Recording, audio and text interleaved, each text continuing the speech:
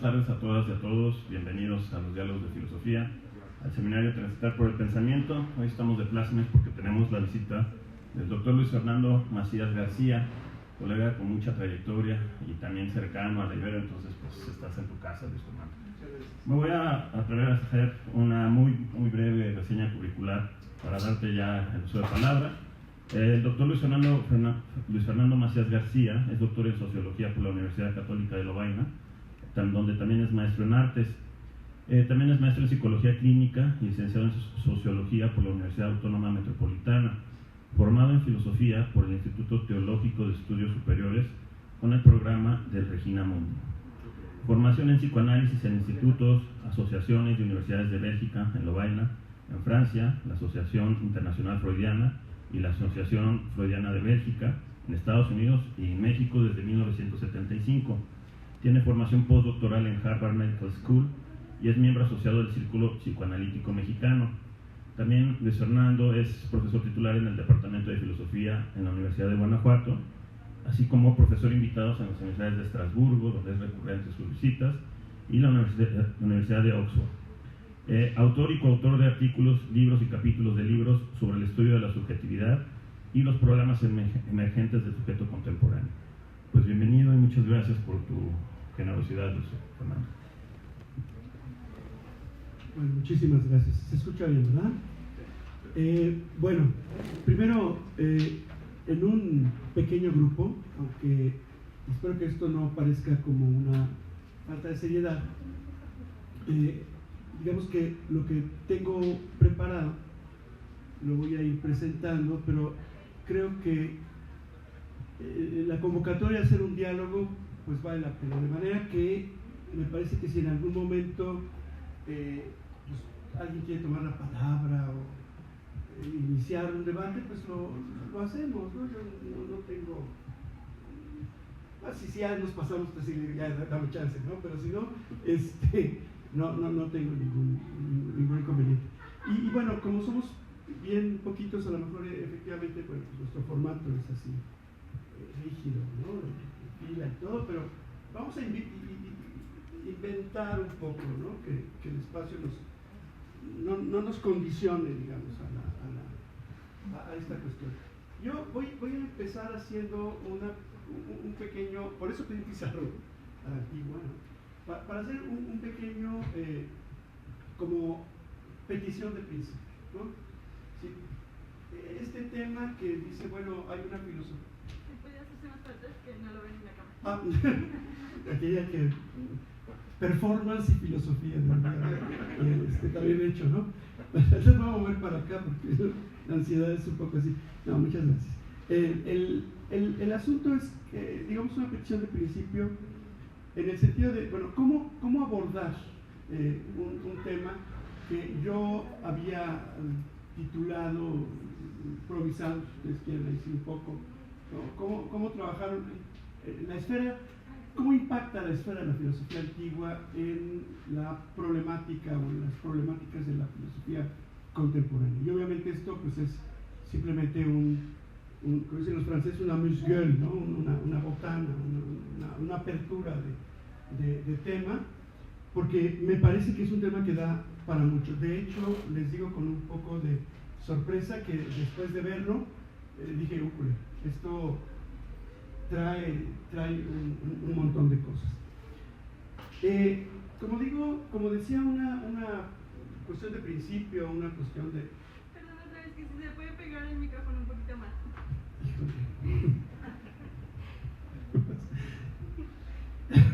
No, perdón, yo no estoy acostumbrado a hacerlo y seguramente lo hago con mucha torpeza, pero voy a tratar de tener más firme. Además este es el hombro operado, entonces se hace así. No previmos eso. Voy a proponer digamos un principio de carácter metodológico. Un principio de carácter metodológico que me parece que es útil, no lo inventé yo, pero sí es como yo lo interpreto, que es útil como para abordar estos temas. Es decir, cómo imaginar la pertinencia que puede tener un discurso que tiene 2500 años o que desde hace 2500 años se ha venido configurando en, vamos a decirlo así, escuelas, personalidades y temáticas, que tiene, digamos, una cierta impronta en la historia de Occidente y sin lugar a dudas, para tampoco equivocarnos mucho, en la impronta de la manera como se ha colonizado al modo de Occidente, pues el planeta, en términos de lo que Grushinsky llamaría, y quién sabe si el término hoy sea políticamente correcto, el mestizaje de los imaginarios, ¿no? El mestizaje o la colonización o la comunicación entre diferentes dispositivos de representación del mundo. Y si uno quiere acercarse a eso, quizá valga la pena, por lo menos, aunque no sirva de mucho, establecer dos cosas. Una es mucho más de Michel Foucault, y ustedes seguramente han oído de Michel Foucault, no voy a inventar el agua tibia. Y otro es, digamos, un concepto mucho más cercano a Federico Nietzsche, ¿no? Según si es Hochdeutsch o simplemente alemán arcaico. Entonces, que son dos conceptos que vamos un poco como atrás: el concepto de arqueología y el concepto de genealogía. Son dos estrategias para abordar, como les digo, un poco metodológicamente, la posibilidad de abrir un espacio de inteligibilidad a través de un método que es una ficción, a este convivio, esta comunicación entre lo que viene con el tradere, lo que viene con la tradición, lo que significó cierto tipo de mundo y lo que significa la recepción en este mundo y la resignificación en este mundo de lo que en ese momento se fue creando o se ha venido discutiendo. Y no ha dejado de ser. Esta es una idea que Foucault usa muchísimo. Yo digo que la sacó, bueno, es que nunca sabes en un ambiente intelectual, ¿no? En una semiósfera, ¿no? ¿Quién lo dijo primero, ¿no? ¿Quién lo inventó primero? Pero Freud lo dice un poquito en la interpretación de los sueños, cuando dice el psicoanalista, algo habrá de eso, procede en la interpretación de los sueños como el lingüista y como el arqueólogo. Y no es una figura vana. No es una figura vana porque el lingüista y el arqueólogo y el proceder de uno y del otro están a la base de ciertas maneras de interpretar la representación del mundo, que no solamente se vuelve patrimonio de los que piensan, enseñan y transmiten, sino formas que circulan y que son recibidas, vamos a decir, en el mundo, en el imaginario popular, y que van representando modelos, vamos a llamarlo así, modelos, patrones, pautas de comprensión, de comunicación, pautas generales, globales de representación del mundo. O sea, en la interpretación de los sueños se procede como el arqueólogo y como el lingüista. Y el arqueólogo está de moda a finales del 19 y principios del 20. Porque el arqueólogo finalmente es la figura que se retoma para fundar una cierta idea del nacionalismo, que además va a tener sus consecuencias muy importantes. ¿Por qué? Porque nosotros somos lo que emerge de algo que está enterrado, ¿no? Nosotros somos de aquí, y aquí están nuestros huesos, nuestros antecesores, nuestros antecedentes, y en realidad pues es como cuando vas escarbando, ¿no? Pues lo que encuentras son capas, y lees en esas capas lo que ha venido sedimentándose. Es una forma de ir encontrando cosas en un cierto camino que vamos a decir ciertamente una cierta línea de tiempo, y se va sedimentando. Y se sedimentan, ahorita voy a decir, Foucault dice como capas de inteligibilidad, como órdenes de discurso, capas de discurso. Estas capas de discurso, y para que veamos un poquito qué es una capa de discurso, vamos a decir que son saberes y poderes. ¿Con respecto a qué? Al saber hacer y saber decir, al conocimiento, ¿no? Sí, formas de saber hacer y de saber decir que van dejando, vamos a decir, una impronta, una huella en la piel del mundo. Una impronta arqueológica, ¿no? Improntas arquitectónicas, improntas de caminos, improntas de palabras, improntas de escritos, y también en algún sentido improntas de prácticas, ¿no? Prácticas. Y el trabajo del arqueólogo consiste en tratar de ver, déjenme poner una figura arbitraria, aquí voy a poner bola, aquí voy a poner triángulo y aquí voy a poner cocol ¿cómo se llaman estos cocoles? Rombo, ¿no? Un rombo,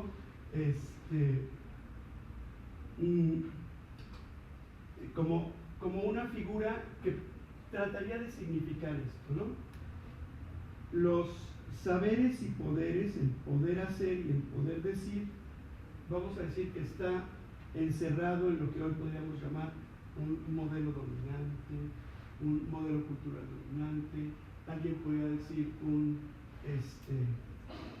eso, ¿no? Un modo de saber que tiene, vamos a decir, sus sistemas de archivo y memoria, tiene sus sistemas de legitimación y tiene sus sistemas de exclusión e inclusión. Es decir, vamos a encontrar dentro del núcleo dominante, pues vamos a encontrar lo que se hace, lo que se dice, lo que se inventa, lo que se imagina, dentro, vamos a decir, de algo que vamos a llamar como una especie de lógica. Y esa lógica, y eso no es a lo que estamos acostumbrados, esto es una especie de aportación, pues también hay cosas que están alrededor en la periferia que no entraron en el modelo dominante, ¿no? Cosas que son excluidas.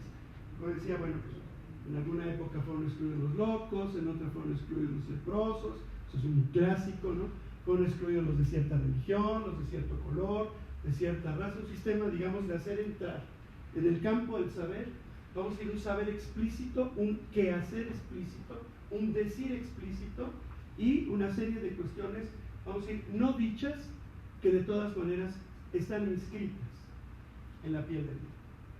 Y si uno procede por capas, ahora sí las podemos llamar por una cierta línea del tiempo, una cierta línea de cómo se fue sedimentando, se fue acumulando, pues uno va a decir que lo interesante es que mientras más cava, más encuentra cosas dispersas y tiene que configurar con los vestigios, investigia, seguir una huella, ¿no? Con los vestigios tiene que configurar un modelo, casi siempre hipotético. En una de esas, y chance, eso hacía, ¿no? La mujer de Tepexpan. Durante mi generación, pues era, mi generación en primaria, pues era el hombre de Tepexpan, ¿no?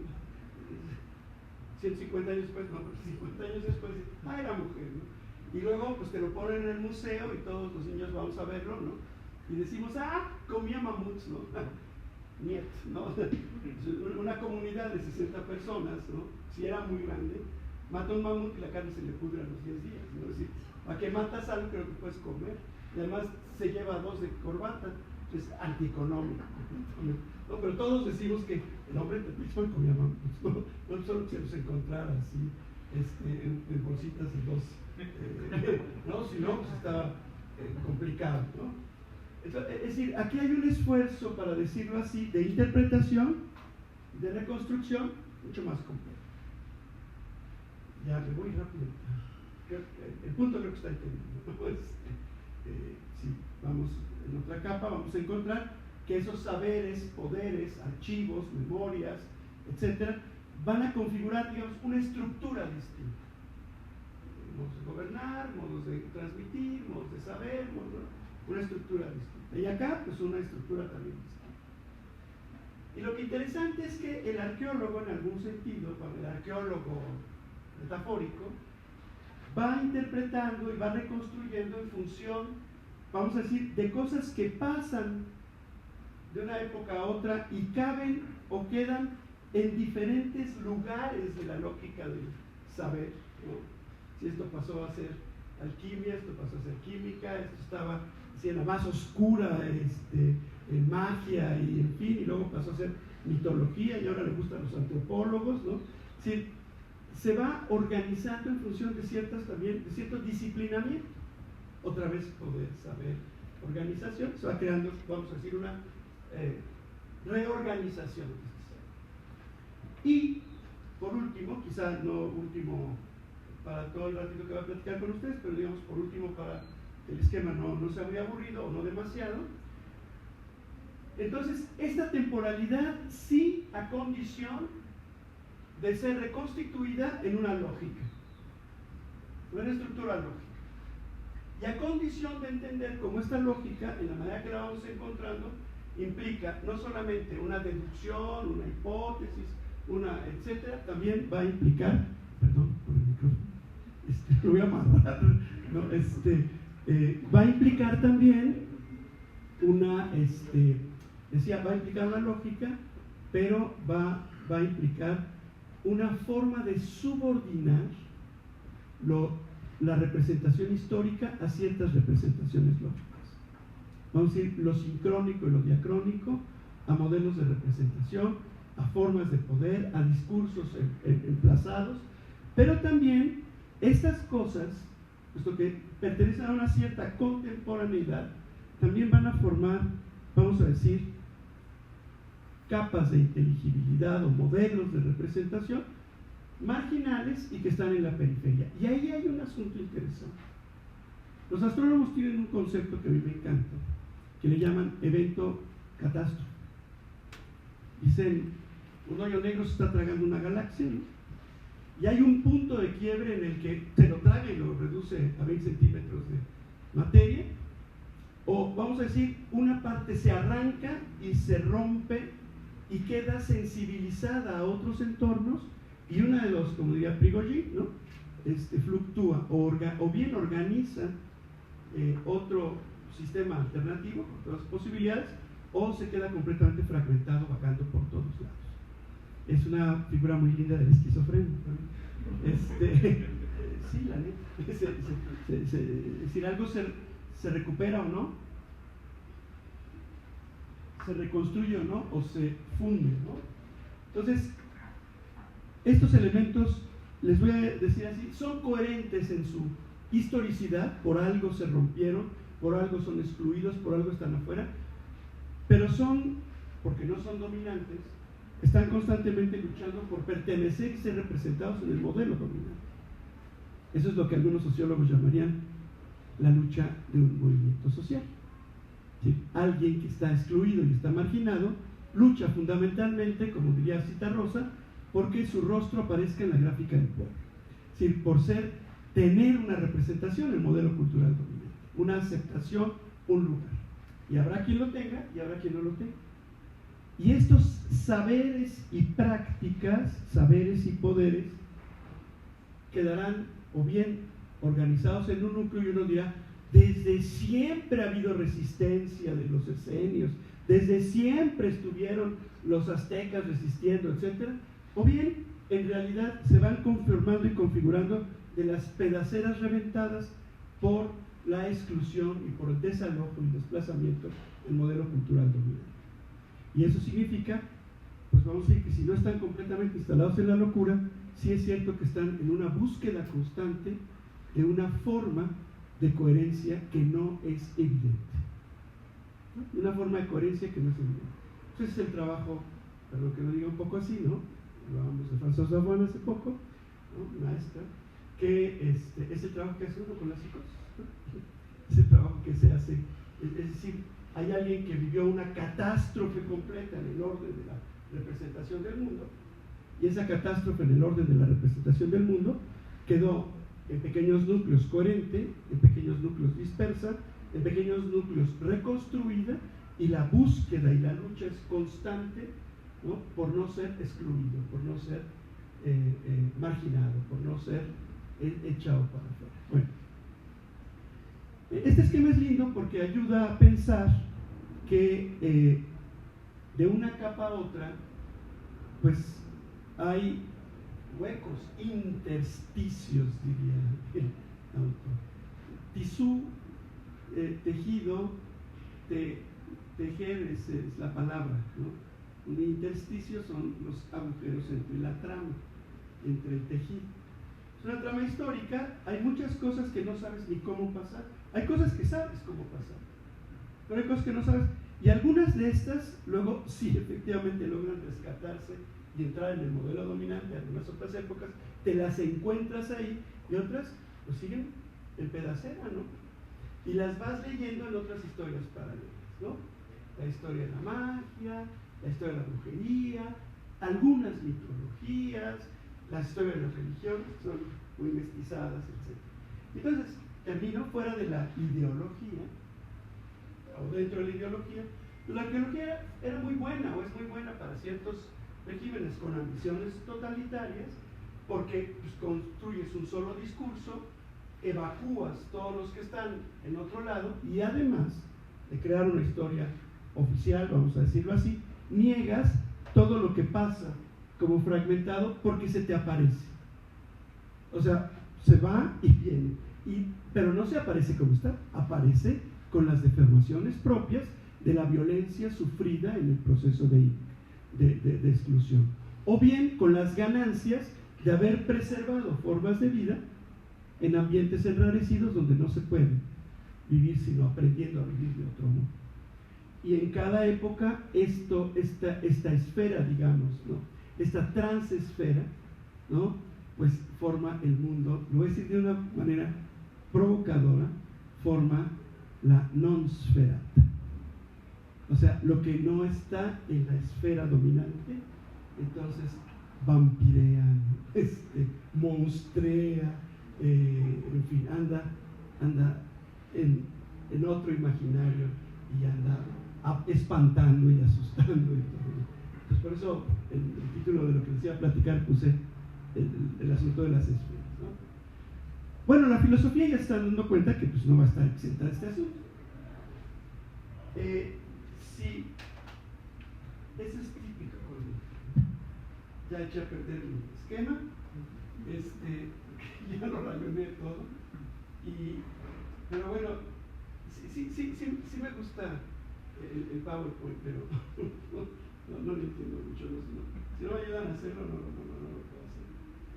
Voy a poner este triángulo y voy a tratar de escribir mis rombos, ya no son cuáles, ¿no? Aquí, digamos, aquello con lo que trabaja el arqueólogo, las capas, la inteligibilidad, porque el problema de un arqueólogo, el problema hermenéutico, el problema de la interpretación, es el problema de decir, si me encuentro una caja de juguetes de este siglo, ¿a qué se podía jugar? Si me encuentro una caja de herramientas de este otro, ¿a qué se podía construir? O bien, ¿qué de lo que se podía construir y jugar ni se construía ni se jugaba? ¿Y qué es lo que lo inventó? ¿No? Para ponerlo un poco en estos términos. Entonces, por ahí va un tema. Y eso, sin lugar a dudas, deforma las formas de la tradición. O por lo menos las multiplica o las abre. Y como les digo, el asunto de la filosofía no está exento. Te puedes encontrar efectivamente capas en donde hay monoteísmo, o capas donde hay democracia, o capas en donde hay, y no sabes cómo de repente van cambiando o van subiendo, etc. Esto el arqueólogo pues, lo tiene muy claro. Y la otra forma, ¿no?, es lo que hace el lingüista. Porque el asunto del lingüista, a diferencia de aquí es la patria y la lengua materna y nuestros huesos y muertos son los que nos dan identidad, tiene el problema de que habla una lengua y la lengua viaja.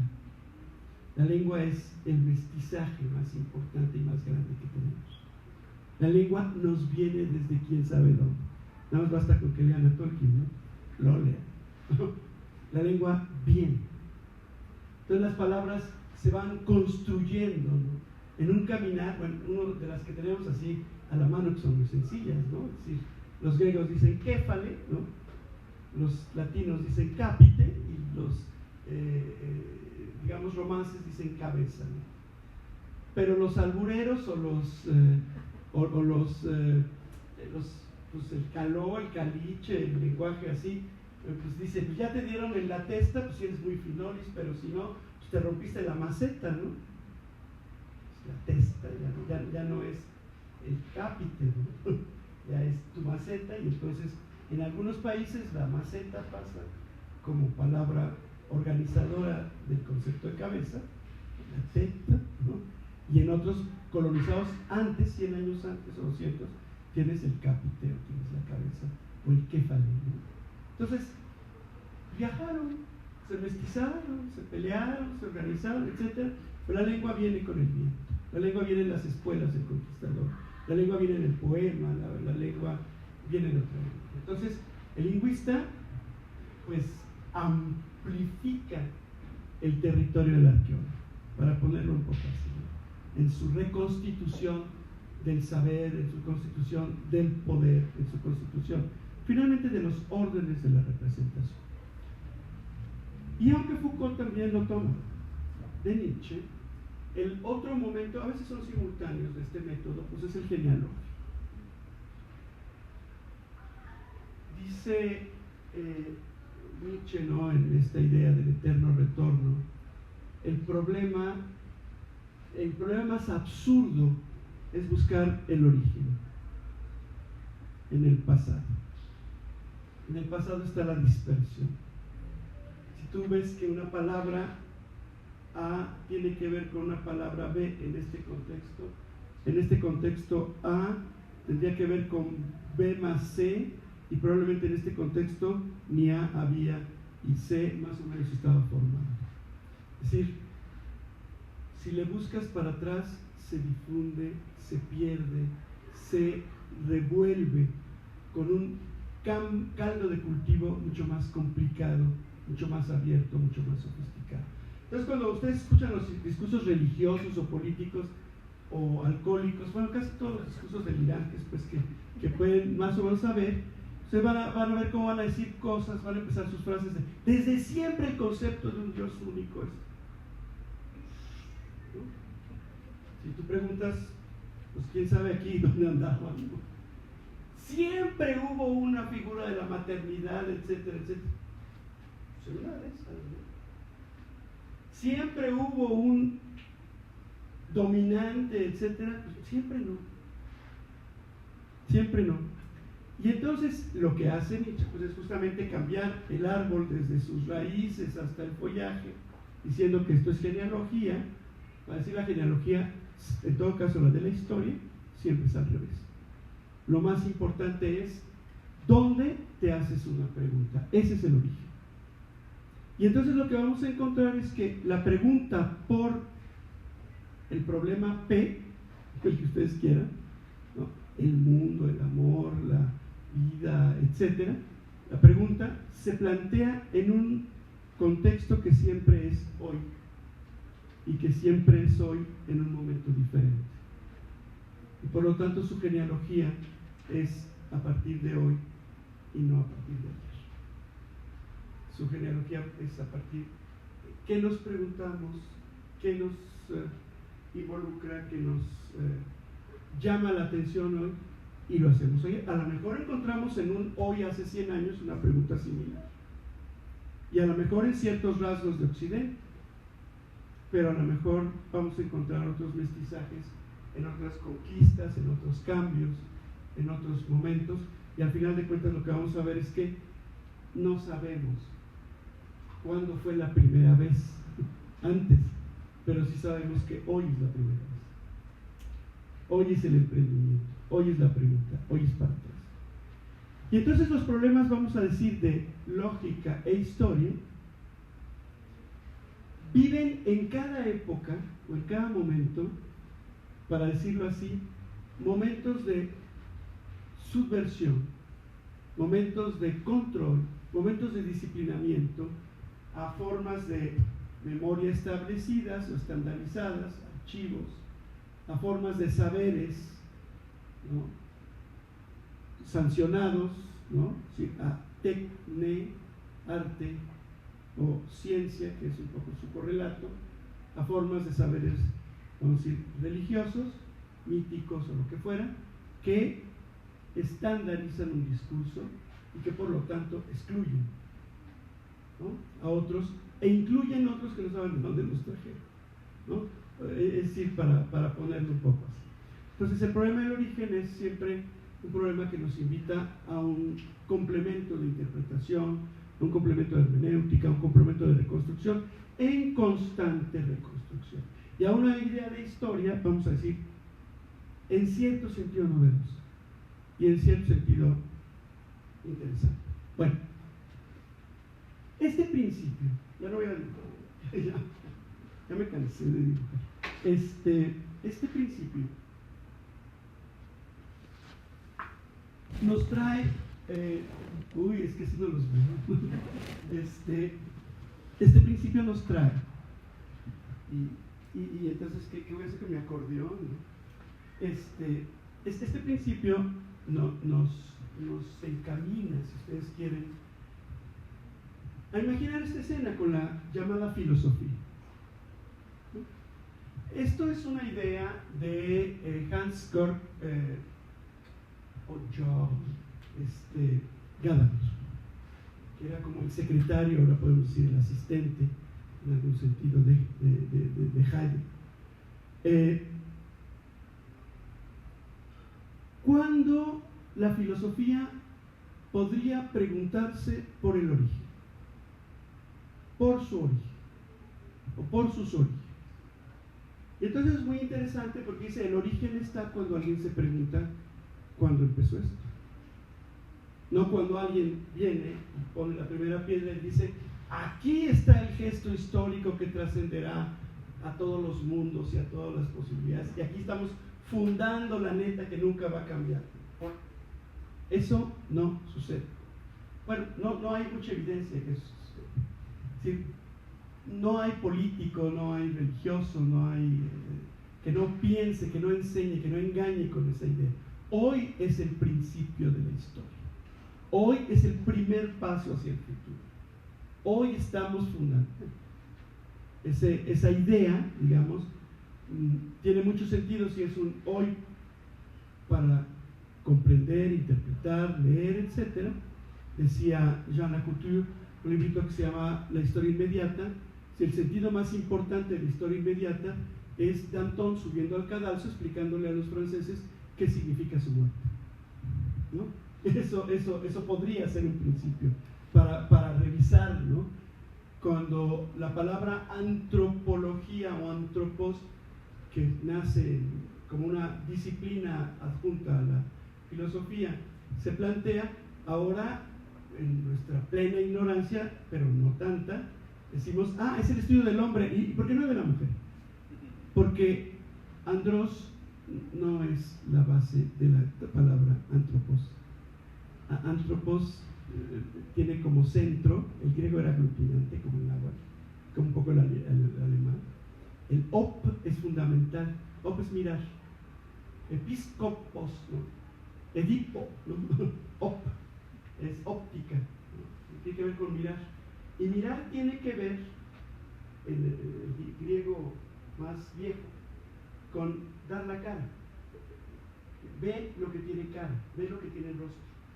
Por eso tenemos la idea de persona, ¿no? Prosopondo, ¿no? Pro antes, ¿no? Op, que mira, ¿no? Una máscara es una forma de hacerse mirar, de dar la cara, de poner sobre la cara, ¿no?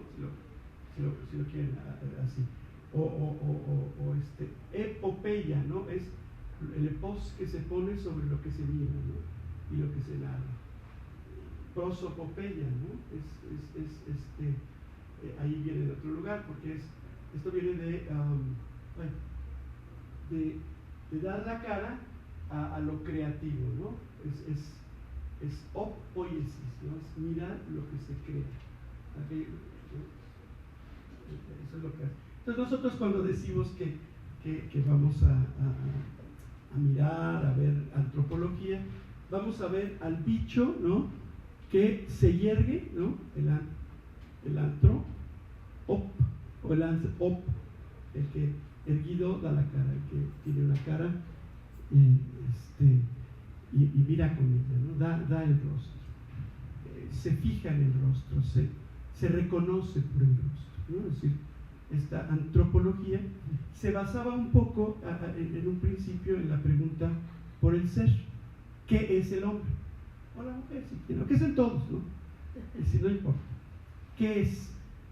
Y el cambio con la genealogía, y Nietzsche un poco lo dice así, radicalmente, el problema o la subversión de la antropología no es qué es el hombre, sino cómo hemos llegado a ser lo que somos. Y eso funda otro sistema de investigación, funda otro sistema de filosofía, obliga a integrar otras herramientas. La pregunta por el origen es una pregunta que hace nacer justamente la filosofía. Es decir, a la hora que dicen harto ya de las necedades, ¿no?, de Sócrates y los sofistas, el divino Platón busca a su amigo Academo y le dice: oye, préstame tu casa y tu jardín para hablar de las cosas bellas y de la aritmética y de la astronomía. Y ahí nació la historia. Es decir, un poco cuando alguien dice: ¿con respecto a qué somos diferentes? ¿Con respecto a qué pensamos diferente? ¿A qué subversión, vamos a decirlo así, nos estamos abocando? Si lo quisiéramos un poco preguntar así. ¿Por qué somos una bola de locos que no acepta mirar con los mismos ojos lo que para todo mundo es evidente? Y como diría de Sócrates, ¿no? Sócrates no sabe si existió, pero en todo caso se llamaba muy chido, ¿no? Se llamaba sococratía, ¿no? Soco es la misma raíz de socorro, ¿no? Fuerza, dame fuerza, ¿no? Dame socorro, dame soco, ¿no? Y kratos es poder, fuerza y poder. Y un chavo que se llama fuerza y poder no puede existir. O sea, ¿no? Como, bueno, quién sabe, porque hay otros que se llaman quién sabe cómo llegan a presidentes.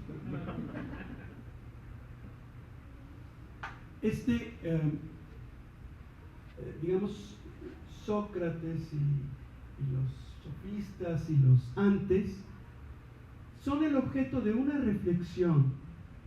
Cuando un grupo de gente dice: nosotros que nos reunimos a hablar de las cosas que nos gustan y a discutirlo todo y a poner en crinei, es decir, en criba, en crisis, en análisis, lo que para todo mundo es evidente, empezamos a cambiar. Por ejemplo, cuando dejamos de ser poetas, ¿no? Sí, cuando poco a poco se fue filtrando en el discurso de la comprensión universal o del mundo, marcado o enmarcado por la mitología, marcado por Homero y los Aedos, ¿no? Cuando nuestra manera de entender la historia, que es una mezcla completamente cultural de una región entre Persia y el Mediterráneo, y probablemente desde la India, cuando empezamos a preguntarnos cosas que vienen y ya no aceptamos las explicaciones que parecen evidentes a todo el mundo.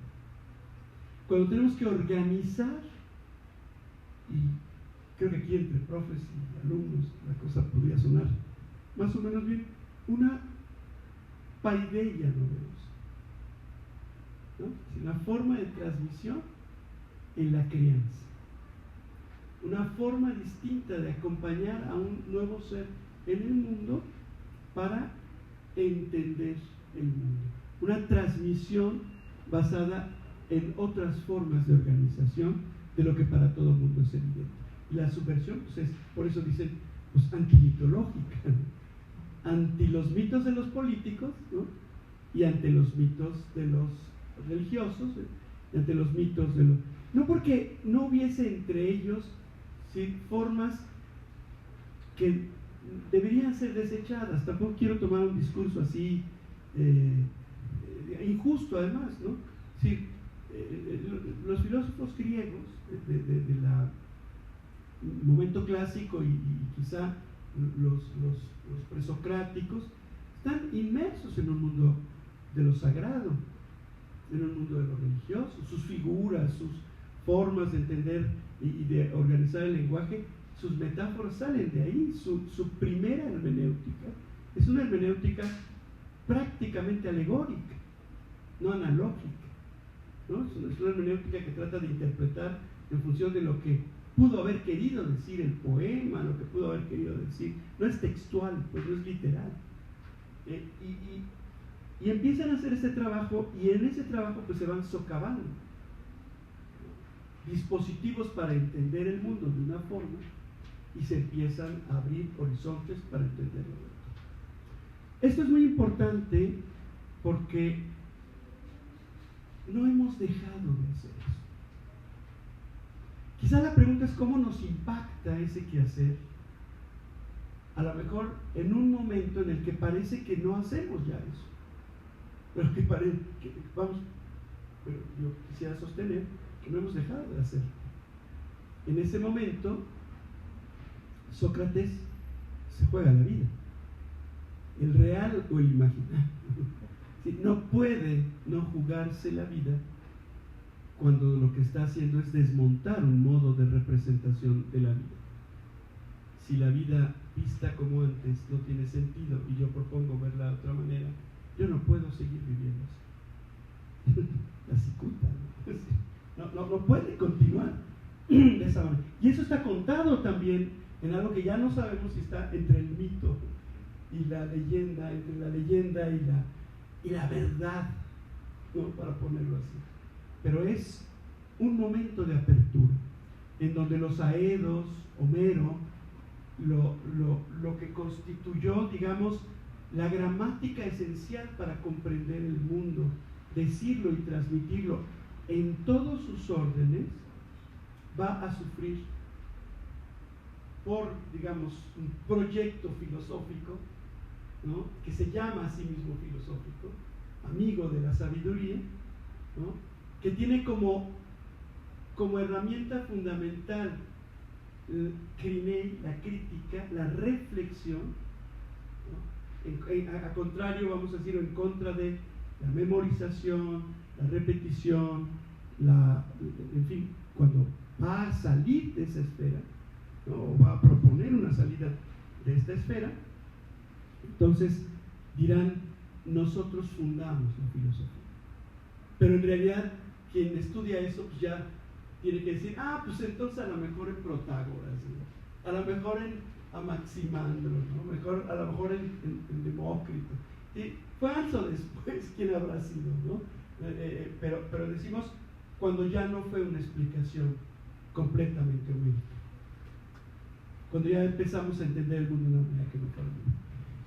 Y un modelo de transmisión, ya estamos llegando, un modelo de transmisión, una paideia que empieza, no solamente tiene que enfrentar el orden de comprensión y el orden de interpretación del mundo que se está dando, tiene también, vamos a decir, que organizar su manera de transmisión. Y se va a llamar disciplina, porque es la condición del discípulo, ¿no? Es decir, se va a fundar, vamos a decir, en una forma distinta de trabajar lo que antes a lo mejor, y la práctica siguió mucho tiempo, solamente estaba basado en el ritual de pasaje de iniciación. ¿Sí? No es solamente ese ritual de pasaje de iniciación, sino la posibilidad de que el discípulo también devenga maestro. Es decir, la posibilidad de que la transmisión camine a partir de algo que posee el discípulo si lo cultiva, y que no está dado por los dioses y está dado por, digamos, lo sobrenatural, que es la posibilidad de reflexionar, ¿no? La posibilidad de pensar. El primado, si ustedes quieren, de esta forma de someter la representación del mundo a una organización inteligible que se va a ir convirtiendo en disciplina. Por eso la filosofía tira. La filosofía tira, digamos, sus líneas, sus espacios, sus divisiones. ¿De qué se preocupa? Se preocupa, Aristóteles decía ya más sintéticamente, no hay que duplicar los seres, ¿no? Pero se preocupa por ir organizando la disciplina, la transmisión. Entonces, la pregunta por el ser va a ser fundamental. Ontoi, que suena padre en español, ¿no? Ontoi y ondeando, ¿no? Pero en griego es ontoi, ¿no? Es decir, la pregunta por el ser es una ontología, ¿no? La pregunta por el ser. Pero además es una pregunta por el ser que, si bien es, para decirlo de esta manera, una pregunta radical, fundamental, que reclama una cierta lógica, es una pregunta por el lenguaje en el que se vehicula el ser, ¿no? Por el logos. Entonces van haciendo sus espacios estancos, ¿no? Pero también es una pregunta por la manera como es el hombre, ¿no? Un antropos, y la manera como puede ser el universo, ¿no? El cosmos, cómo nace el mundo, bueno, lo que se llamaba la naturaleza, ¿no? La physis, ¿no? Y se van, nosotros hoy los llamamos así como disciplinas que están así completamente ubicadas, pero la pregunta por el otro, ¿no? ¿Sí? La pregunta por el otro, no solo por el hombre, es hermenéutica, ¿no? La pregunta por qué quiere decir, qué significa, dónde está, ¿no? Es oculto, es del orden de lo que pertenece a Hermes Trismegisto, ¿no? Es hermético, está cerrado. Una pregunta para interpretar, para cambiar, y hay así una serie de formas que ahora entendemos como si estuvieran dadas, ¿no? La pregunta por aquello que soporta la posibilidad de protegerse contra la catástrofe y contra la fortuna, ¿no? Protección, ¿no? Es decir, contra la fortuna, contra lo que llamaban el catasimbébecos, ¿no? Contra el tijé, contra el azar, contra la catástrofe, el endecómeno, ¿no? Como yo sé que hay cosas que van a pasar, mi muerte, pero puedo elegir cómo morir, o puedo organizar cómo vivir bien para que la muerte sea de cierta manera. Es decir, cómo organizar esta pregunta en torno a lo que viene dado por el azar, la fortuna, etc. Pues, como hacen los pastores en los altos de las montañas, construyen sus refugios, sus etos para protegerse. Hay una ética, ¿no? ¿Cómo hacemos los griegos para diferenciarnos de los que viven según el instinto, dirían ellos, ¿no? Y su interés? Viven en aldeas, ¿no? En oikos, ¿no? Y tienen una norma dada por el oikos, ¿no? Una oikonomía. Entonces, nosotros no, nosotros tenemos una norma dada por una política, por la lógica de vivir en la ciudad. Entonces van organizando, ¿no? Y algunos más viejos, en otras capas, pues ya le ponen como orden, espacios, le dan escuela, le dan currículum, ¿no? Y hay otras que quedarán fuera, ¿no? Ya no serán tan importantes, ¿no? O ya no serán tan importantes porque no podrán ser inspeccionadas a la luz del formato de la reflexión, a la luz del formato de una cierta razón. Pero eso no significa que no subsistan otras razones. Y con los mestizajes y con todo pasen dos cosas: o aniquilas al otro o incorporas, ¿no? Discutes o aniquilas. Y esa ha sido la historia un poco con la que la filosofía también ha caminado, ¿no? Ha sido este disciplinamiento. ¿Por qué? Porque las preguntas de antaño, como diría un clásico, Ogaño, hoy en día también son importantes, porque eran. Y entonces, ¿cómo haces para conocer aquello que surge de la observación, de la contemplación? Y la palabra pues es teos, Dios, ¿no? Oros, María, ¿no? La presencia de los dioses, la teoría.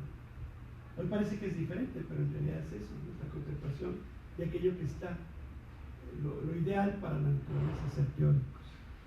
¿O cómo entiendes el comportamiento de los humanos que es tan impredecible, ¿no? Pues tiene que ser a partir de una pragmasis, ¿no? Es un problema práctico.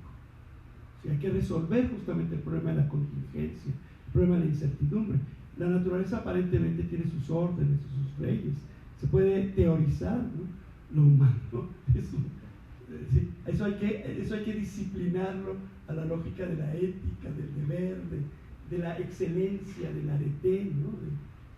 O bien, y termino con esta parte, o bien, ¿qué hacer con lo que no estaba previsto, con lo que emerge, con lo que se crea, ¿no? Con la poiesis, ¿no? Con lo que surge, con lo que no estaba dado, ni en la observación ni en la praxis, lo que transforma? ¿Qué haces con el pensamiento poético? O ¿qué haces con la sensibilidad, ¿no? Con la aéstasis, con el arte, con la belleza? Estas preguntas, pues me van a decir que eso es decepcionante, pero nos las seguimos haciendo. O sea, y probablemente no instrumentamos cosas muchísimo más sofisticadas. Lo que tenemos es otra artesanía en la transmisión, otra formación de la compilación. Tenemos una techné, ¿no? Que obliga al conocimiento a parecerse, como diría McLuhan, ¿no? A configurar la razón en función de la tecnología existente. Pensamos como nuestras máquinas y nos da la impresión que nuestras máquinas son el modelo de lo que pensamos, ¿no? Pero en realidad el problema del desarrollo no es de aquí para afuera, sino de aquí para adentro, ¿no? Es decir, seguimos preguntándonos por qué nos aterramos frente a la muerte, por qué nos configuramos de una forma distinta frente a la piedad, frente a la pasión. ¿Vale la pena domesticar el instinto o tenemos que fortalecer otras posibilidades? ¿Qué tipo de organización? Hoy leía un artículo de un profesor de ética jubilado en París, ahora que se reinicia la discusión sobre la eutanasia, que decía, es que el problema no sigue siendo legislar y normalizar y disciplinar la muerte a la lógica de la medicina, ¿no? ¿Por qué tenemos que disciplinar el sexo, ¿no? A la lógica de los cirujanos plásticos, ¿no? Es decir, a la lógica del mercado, finalmente. Tú puedes contarle que te conviertas en mi consumidor, ¿no? Puedes todo, puedes cortar, poner, quitar, contar que pagues, ¿no? Y nosotros te lo ofrecemos, pues tenemos una técnica para eso. Y entonces da la impresión de que pensamos como nuestra técnica y nuestra técnica nos condiciona el pensamiento. Y este problema, que vuelve a ser un poco el problema, digamos, de la simplificación, de la reducción, de no entender los procesos de exclusión y los procesos de marginación también como problemas de dislocación. O sea, la violencia hace al pobre, y el pobre no es una unidad alternativa. El pobre en principio es un despojado, es un desinstrumentado, es alguien obturado, roto.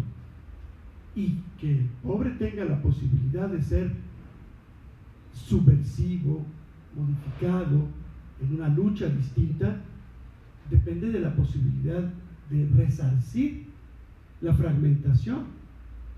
Pero lo que trata de hacer el modo dominante es destruir, ¿no? Despojar.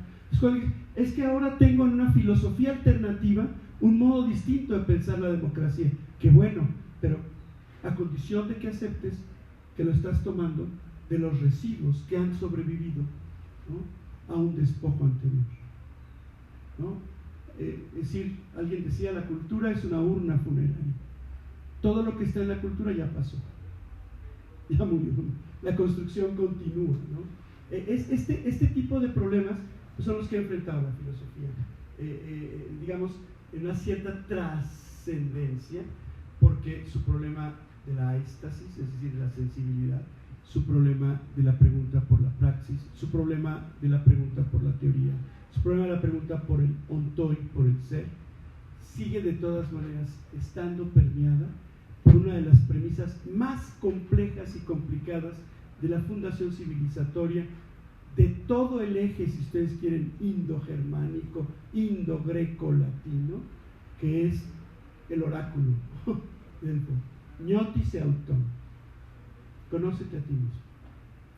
Pero no se queda ahí. Es Gnotis auton e epimelei autu, y hazle frente, y hazte cargo, apechuga, asume. Gnotis auton y asume. No te quejes, ¿no? Sino en el sentido de que la queja es poner la falta en el lugar del otro siempre, ¿no? Siempre empiezas una pregunta y ¿tú de qué te quejas? O sea, pues de que l'enfer c'est les autres, ¿no? Que el infierno son los demás. Yo no, ¿yo por qué? Yo soy víctima, ¿no? Esta configuración es transitoria, pero se lee con modelos históricos y modelos hermenéuticos diferentes. La filosofía no deja de ser una práctica de esta índole, porque no deja el ser humano de preguntarse de cara, vamos a decir, a su gran limitación existencial. Al final te mueres radicalmente. ¿Sí? La gran épica, la gran tragedia, el gran sentido, digamos, de la narrativa filosófica es la misma prácticamente que la narrativa épica. El héroe nunca superará a la muerte. Y entonces, bueno, pues de cara a eso, pues nunca podemos dejar de pensar y de preguntarnos por la empatía, por la compasión, por el otro, por el cinismo, por el hacerse cargo, por la responsabilidad, por los valores fundamentales. Pero yo no quiero hablar mucho de valores porque voy a aparecer de Opus Dei. Entonces lo voy a dejar un poco más o menos así, diciendo, bueno, el Val en lengua indogermánica, y que luego pasa al alemán, Val, W-A-L-L, significa exactamente fuerza, Walter, ¿no? Volterius, ¿no? Es la fuerza, Gutiérrez, ¿no? Bueno, el Val es fuerza, y la terminación OR es la condición, la dirección o la cualidad, la calidad de la fuerza. Por eso hay honor, ¿no? Pudor, ¿no? Labor, ¿no? Y también hay valor. Entonces es las maneras de orientar fuerza. La filosofía se ha ocupado de esto. Lo voy a cerrar ya con esta idea que me parece muy importante. Y la filosofía solamente sobrevive si es capaz justamente de remitir a esas preguntas esenciales con los instrumentos y la crítica del mundo que le es contemporáneo. Por ejemplo, no es lo mismo estar en onda filosófica que pertenecer a una institución filosófica. O sea, ¿cuál es la gran crítica a la institución filosófica? La reivindicación de los valores heteropatriarcales. ¿Por qué? Pues simplemente porque parece que todos los contextos en los que los filósofos piensan son contextos donde impera la violencia, la destrucción, la aniquilación del otro, la invisibilización del sexo, la ruptura de la justicia, el sembrar la inequidad. Y parece que en un momento dado a todo filósofo o filósofa se le sale pues ahora sí que pues yo vivía aquí, ¿no?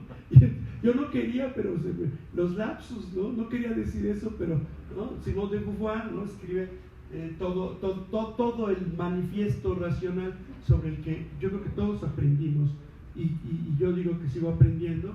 Y cuando le manda cartas a su novia le dice: me encantaría ser tu esclava, ¿no? Y entonces lo público y lo privado no descalifica al autor, pone a la filosofía en crisis, abre los horizontes, es decir, ¿dónde están los matices? ¿Dónde están los sesgos? ¿Dónde está la capacidad de ser subversivo de cara a estas formas cuando se convierten en formas de disciplinamiento, formas totalitarias, formas absolutas, como si de veras un discurso absoluto no desplazara y marginalizara a otros? Y como diría el canijo Freud, todo lo reprimido vuelve por algún lado. se te vuelve a aparecer, ¿no? Michel de Certeau lo dice muy bien sobre la fundación de los jesuitas, por si aquí hay alguno que lo conoce muy bien, ¿no? Es decir, todo lo que no se dijo a la hora de la fundación, todo lo que se dijo que eso no era, pues aparece en las prácticas y aparece generalmente desnaturalizado, porque es el objeto de una violencia, es el objeto de un descuartizamiento, es el objeto de, es decir, todo lo que hemos hecho también con nuestras formas posibles de ser hombre, mujer o lo que ustedes quieran, alternativas, alternas, están impregnadas de haber sufrido el desmembramiento de una violencia que desconoció, que descalificó, que negó, que rompió, y entonces vuelve también así. José Revueltas lo decía muy bien en un librito que se llama algo así como México 68, Juventud y Revolución. La lucha de los estudiantes en México, y ahora podemos decir la lucha de todos los movimientos sociales que buscan una representación en el modelo cultural dominante, es la lucha por negar la negación de la negación. Es decir, una vez que tú sales a la calle, entonces eres un pseudo estudiante. Una vez que tú hablas desde una tribuna, eres una pseudo mujer. Una vez que tú hablas desde un lugar político, social, cultural o etnológico, eres un pseudo indio, un pseudo católico. O sea, el discurso del poder lo primero que va a decir es: tú no eres quien dices ser, ¿no? Y la norma de ser te la voy a dar yo. Y lo que tú logres rescatar de lo que eres de este discurso, pues a ver dónde lo recoges, y ojalá puedas hacer tejido social y volver a hacer una inspección reflexiva, filosófica sobre esto. Y entonces emergerán siempre nuevos horizontes para la filosofía, nuevas filósofas, nuevos filósofos, nuevos órdenes. Mientras tengamos esa posibilidad, yo creo, y ahí voy a terminar de una manera cursi, hay un poco de esperanza. Muchas gracias.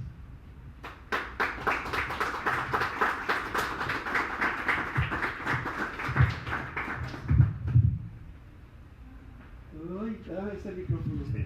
Ya no voy a poner un poco más. Bueno, pues vamos a abrir el diálogo. No sé si haya preguntas allá a distancia. ¿No? Pero pueden ser preguntas o comentarios. A mí me encantaría que lo tomáramos como plática. Pues. Yo sí tengo una mencionando, y ahora que te escuchaba, pensaba en esta propuesta del pensamiento decolonial. Pensaba cómo toma pues en su momento histórico herramientas, pero también creo que hay este esfuerzo de aniquilación de todo lo occidental, que puede también tener como este riesgo, ¿no? De invisibilizarlo, y de repente posicionar ciertos discursos digamos que se entienden perfectamente y que tienen una legitimidad, pero creo que también hay un riesgo. ¿No lo crees? No sé que muy amablemente dijo, si lo creo, ¿no? O sea, vamos a hablar de creencias, ¿no? Porque la honestidad, si es que hubiera alguna, tendría que decir, no lo sabes, ¿verdad? No lo sé. Yo lo pondría más o menos en estos términos. Es que una silla más alta, porque sí me siento un poco incómodo no mirando. Yo lo pondría en estos términos. No se les olvide que los estudios decoloniales nacieron en Nueva York, ¿no? Ni modo, acta de nacimiento de los fantasmas, diría también Jean Maxwell. Nacieron con la idea nacieron con una posición étnica. Etnos en griego es una palabra que no sirve para todo lo que es distinto, sino para aquellas comunidades de griegos que colonizaban en un lugar distinto a la isla de, por ejemplo, los que vivían en la Capadocia, en la frontera con Turquía hoy, ¿no? O la frontera con los etruscos, y los que vivían ya como en otro lado y reflexionaban sobre su identidad, constituían un etnos, ¿no? Nosotros somos, ¿no?, estos, a diferencia de los que nos rodean. Eso es lo que constituye un etnos. Y es normal, ¿no?, que Quijano y todos ellos empezaron a pensar en esta idea, digamos, de decolonización. Yo también a veces tengo problemas, digamos, con el rigor con el que se puede trabajar este término, a condición de reflexionar junto con los autores que fueron dando pie. Derrida, por ejemplo, ¿no? Que es una cosa que siempre se les niega, ¿no? Derrida, ¿de dónde viene Derrida? De la comunidad judía argelina. O sea, son pies negros, ¿no? Es decir, fueron echados y expulsados de su territorio, ¿no? Son errantes, son migrantes constantes. Vienen de esto que dice esta poeta. Ahora tengo una doctorante que va a defender pronto sobre el trabajo justamente de la condición diaspórica, ¿no? Siguiendo un poco, primero estamos trabajando a Hannah Arendt, el tema del paria, el paria consciente, etc. Y luego a tratar de trabajar con las identidades diaspóricas, ¿no? ¿Por qué? Porque son identidades que se van formando en el trauma, en la expulsión, en la migración.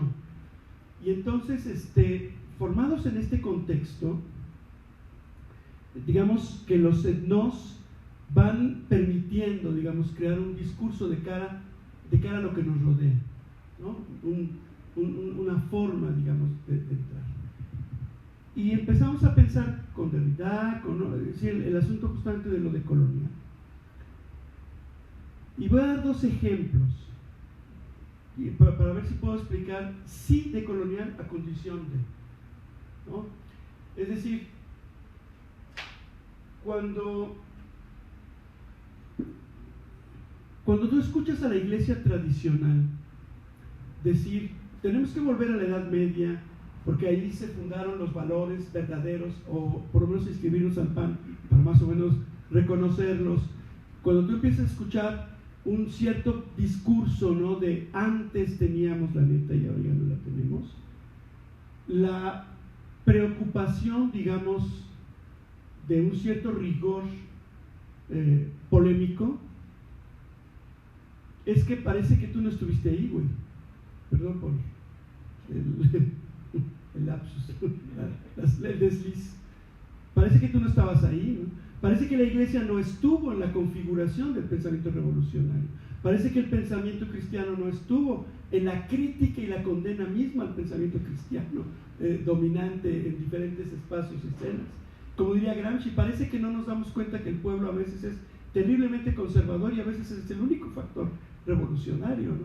Y a veces la revolución se refugia ahí donde parecería que había el mayor conservadurismo. O sea, lo que hay que cambiar, y esa es una frase preciosa, creo que es de Lucius, ¿no? De los epicuros, ¿no? Sí, cambia si quieres de alma, pero no cambies de cielo. O sea, no cambies de horizonte, no muévete, cambia, sé otro, pero no quites los pies de, ¿no? O sea, no quites los pies de tu horizonte, no te salgas de carril, sigue siendo humano. Entonces, ahí estuvieron. Entonces, ese es un primer ejemplo de lo que yo planteo. Sí, de colonial, a condición de sí, pero yo estuve. Como diría Ángel Rama, ¿no? Sí, pero nosotros somos la élite que ha contribuido a ser testaferros, escribanos, ¿no? Para que ese pensamiento perdure. Nuestras prácticas son contradictorias. O sea, sí, a condición de que todos estamos infectados, le entramos. Si es de colonial, porque ya descubrimos en los caracoles, que antes cuando yo era chico era un albur, ¿no? O ya descubrimos en no sé dónde la alternativa, no, yo también quiero fumar de eso, ¿no? Porque entonces es pensar, ¿no? Que efectivamente hay un lugar fuera de la ley que no hace ley. Hay un lugar fuera de la norma que no hace norma. No es cierto. Cuando estábamos en Reforma gritando, nos robaron el voto, somos legítimos, etcétera, pues hizo el campamento. Y los que vivíamos afuera íbamos a visitar y no sé cuánto, porque ahora sí, no sé, y estábamos como los milenaristas. Ahora sí ya la hicimos, estamos viviendo el mundo del futuro, como si no fuera a haber rateros, violadores, agresiones en el campamento. O sea, hubo que crear una policía discreta y que no se llamara así, interna, para decir, a ver, vamos entendiendo, ¿no? Estamos tomando Reforma, pero pero no podemos permitir que haya violadores rateros o violadoras rateras, no sé, ¿no? En el campamento. O sea, no podemos permitir que eso sea. Ahora, una policía como la haces, ¿no? Pues no está en manual. Es decir, hay un problema de decir, cuidado con decir, yo no estuve ahí. Tercer ejemplo, y yo ya voy a decir lo que pienso de lo de colonial, aunque lo estoy empezando a dibujar. Es un instrumento para pensar con el mayor rigor aquello de lo que tenemos que desprendernos. Para desprendernos tenemos que denunciarlo, y para denunciarlo tenemos que aceptar que estuvimos ahí. Como decía Nietzsche, yo lo quise en algún lugar, yo lo sentí, yo estuve. Y eso no significa que te revictimices, ¿no? Eso significa que entiendas por qué te cuesta tanto trabajo como sociedad desprenderte del modelo dominante. Es decir, ponerlo más o menos en estos términos, y yo sé que es arriesgado, yo sé que sigue también ciertas pautas, pero es ponerlo en este lugar. El feminismo nos enseñó a partir de cierta pauta más, vamos a decir, más anglosajona culturalmente, más de ética protestante, el Me Too. Las francesas, en otra lógica, le llamaron balance ton cochon, balance ton porc, ¿no? Balancer es un término que significa denunciar a tu cómplice, poner el dedo, ¿no? ¿Sí? Deshazte, ¿no?, del tirano con el que te amarras en algún sentido. Es decir, y lo dicen de una manera muy clara, ¿no? Es poder decir, sí, tú fuiste, ¿no? Aceptando esa mirada de ternura tipo Maciel que dice, y yo que te quise tanto, e hice tanto por ti. O sea, despréndete de eso del puerco que tienes metido adentro.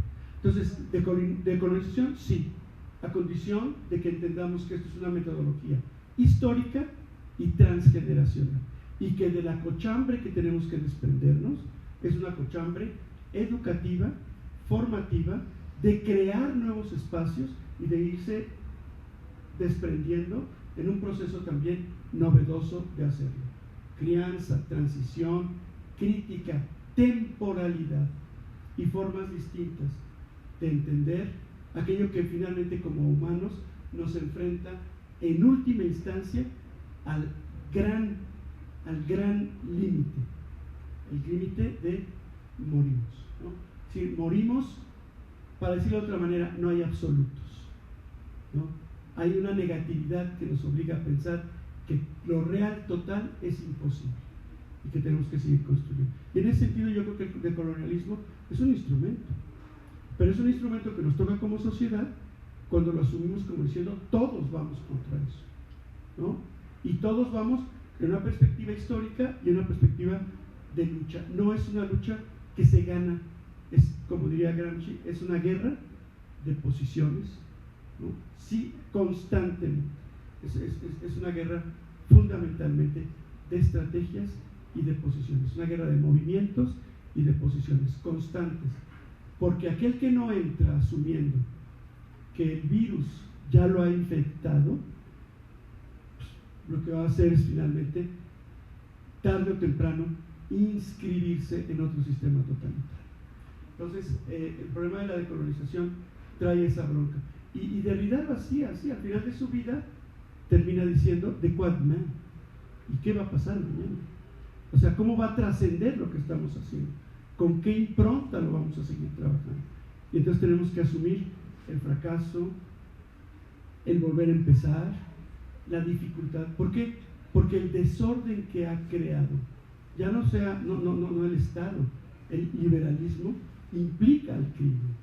El crimen organizado es parte del sistema, es parte del negocio, es parte del business. Entonces no estás luchando solamente contra un Estado ideológico, no estás luchando solamente contra una iglesia más o menos rígida, no estás luchando contra un sistema tradicional, estás luchando contra un sistema de mercado que, para decirlo claramente, si te compra, te vende. Y la única forma de desprenderse es aceptando, pues, que nos estamos curando. Si no, yo no lo entendería. Y conste que eso no es total, pero esa es la reflexión que me viene cada vez que vuelvo a entrar con eso, porque cada vez que vuelvo a entrar con eso, vuelvo a estar en esa escena. Tienes razón, hay que hacerlo, pero no lo podemos fundar sobre una especie de ilusión, ¿no? Esta es una guerra a fondo perdido. Y sí hay que decolonizar, pero un montón de cosas. Y ojalá la filosofía también lo asuma. Gracias. Muy brevemente, y una pregunta muy sencilla: ¿por qué Nueva York? ¿Por qué ubica como un punto de surgimiento? Porque hubo una comunidad de investigadores latinoamericanos de ciencias sociales y humanas. La cabeza más visible es Aníbal Quijano, peruano, que se fueron huyendo de sus países y lograron acogida en instituciones académicas desde donde pudieron pensar, pues ahora sí que el dolor del fracaso. No sé si, y por eso ellos ahí, es como, bueno, pues el asunto de la CEPAL inventó el asunto de la dependencia económica en América Latina, y lo hizo a partir de intelectuales que estuvieron un poco refugiados de los golpes de Estado, porque el desposeído piensa desde el exterior y reinventa también un poco su historia y su realidad. Clavijero escribe la historia de México desde el exilio, desde la expulsión de los jesuitas de la colonia, y se convierten en textos que invitan a una subversión, porque en algún sentido están hechos, de la marginación, de la errancia, de la expulsión, de la diáspora, del despojo, de la nostalgia, pues, del amor, ¿no? También del amor, ¿por qué no decirlo, ¿no? De un cierto amor. Este es un poco lo que yo creo que está implicando. Que estaban afuera porque los sacaron a patadas de su paraíso, ¿no? Tuvieron que pensar desde ahí. Y no, yo creo que es un instrumento fundamental. Además, te digo, a condición de que no se nos ocurra que es como ir a predicar el pecado, pero yo ya estoy puro, ¿no? Es decir, voy a ir a predicar contra el pecado. Y es que buen lapsus, ¿no? Me encantaría predicar el pecado. No,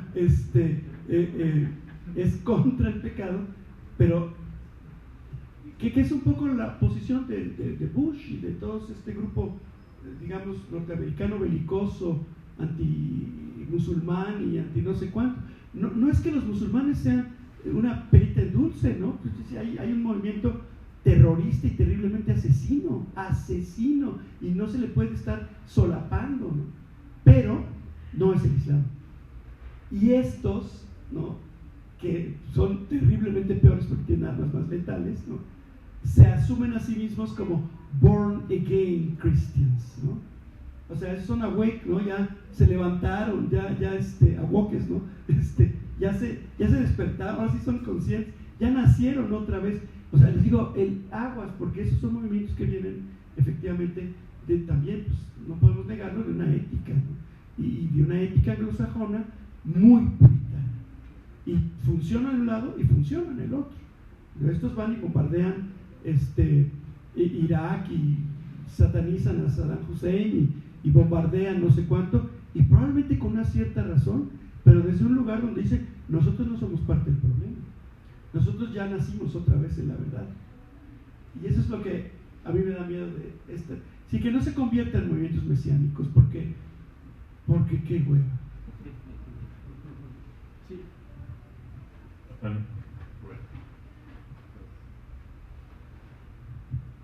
Creo que precisamente ahorita en este último comentario como que recae mucho en mi pensamiento que estuvo como construyéndose a partir de la plática, que es como la crisis del descubrimiento, estas eurecas que van hoy en día generándose en la sociedad, pero que a final de cuentas se ven también como afectadas o impactadas por la violencia, este proceso de exilio dentro del contexto en el que se encontraban, y que hoy en día cualquier movimiento puede tender esta tendencia al totalitarismo. Es un movimiento absolutista que tiene ya menor impacto en lo que realmente era el nacimiento en la creencia, y yo sí creo que al final termino también orillándome como a esta constante lucha de valores que presentan precisamente ahí esos movimientos, que son los que creo yo que hacen la diferencia, esta configuración organizacional de los valores, cómo se instituyen dentro de estos mismos movimientos. A mí en lo particular creo que es lo que me hace la diferencia de todo lo que significa esto. Sí, es terrible. Es terrible porque de la misma manera que todos los filósofos en su tiempo, pues estamos todos expuestos a una cultura de la cancelación, ¿no? Es decir, a una lectura crítica del pasado, pero que nos obligue a modificar o a distorsionar cosas que algunas son muy graves, otras son muy creativas, pero otras son, pues, digamos, cómplices del fondo, vamos a decir, de la raíz del mal. Este modelo, digamos, eurequista, pues es terrible, ¿no? Es terrible. Un maestro mío hace muchos años en Bélgica, después mi analista, escribió un libro que se llamaba Un monde sans limite, o sea, un mundo sin límites. Y después le llamó Un monde sans limite, o sea, inmundo sin límites. Es decir, cuidado, los seres humanos no, o sea, los seres humanos inventamos la cultura, y sin la cultura no podemos vivir. Y la cultura es eso, frustración en algún sentido, es domesticación de la vida. La ingenuidad del Marqués de Sade y de Freud, en algunas partes de su discurso, podría ser un poco esta. Los seres humanos, no van a censurar, o sea, los seres humanos somos bichos que la naturaleza nos obliga a comernos a nosotros mismos, o sea, si no nos limitamos somos caníbales. No podemos hacer otra cosa que coger y reproducirnos y aparearnos, etc. Y no podemos hacer otra cosa que asesinar. Bueno, la biología nos ha enseñado que no, que todas las especies animales tienen mecanismos biológicos para la regulación, pues, del instinto sexual, de la violencia asesina, homicida y del canibalismo, por alguna o por otra razón. Sí, pero lo que descubrieron, sobre todo el Marqués de Sade, siguiendo a su maestro Lamétrie, filósofo natural, era decir, lo que pasa es que los instintos en los seres humanos están traficados, están domesticados por la impronta de la cultura, y de esa no nos podemos salvar. Pero para estar traficados y domesticados por la impronta de la cultura, pues tenemos que estar en algún lugar frustrados. No voy a usar la palabra que usaba Freud porque ya no es políticamente correcta, ¿no? Decía castrados, pero es frustrados. O sea, encontramos los seres humanos, no, puesto que los seres humanos estamos limitados de una manera distinta como nos limitaría la naturaleza, todo el sistema que hemos inventado, para decirlo de cierta manera, es hipócrita, ¿no? Pero estamos obligados a vivir en él, porque si no vivimos en él, nadie sobrevive, porque nadie sabe qué sería la hipótesis de la naturaleza ahora. Si tú naces un niño y se vuelve Mowgli, ¿no? O se vuelve Tarzán, eso ya no existe, ¿no? Ya no hay reversibilidad. Entonces, lo que hemos creado nos obliga a crear también nuestros sistemas de límites, pero nuestros sistemas de límites son tan imperfectos que nos obligan a pensar justamente lo que en la naturaleza es impensable: justicia. La naturaleza eso es impensable. Digo, un perro no es injusto, ¿no? Pero el perro que está en mi casa sí, porque para que viva en mi casa lo tengo que psicotizar. O sea, todos los animales que viven con nosotros están traficados, están psicotizados. O sea, no me digas que es normal que un perro aprenda a no orinar en la casa, ¿no? O sea, tienes que volver loco, le tienes que dominar el instinto, lo tienes que neurotizar o psicotizar para que pueda vivir contigo. Pues lo mismo pasa con los seres humanos. Sí, nace y pues inmediatamente lo enloqueces para que pueda adaptarse, si no, pues ¿cómo? Y las reminiscencias, digamos, la pérdida, el residuo de eso, pues es aquello que nos obliga a pensar en lo injusto, en lo doloroso, en la tarea, pues, de civilizar y al mismo tiempo tener libertad. Civilizar y al mismo tiempo abrir el horizonte. Civilizar y no totalizar. Sí, está canijo. pero yo creo que no tenemos de otra, ¿no? Cultura o barbarie, entonces. Pues las dos juntas. Sí. Bueno, pues muchísimas gracias, Ahí doctor. están los sándwiches, ahora no se vayan porque van a cenar. Vamos a dar una constancia a nombre de los diálogos de filosofía por tu participación. Muchísimas gracias por tu tiempo. Gracias.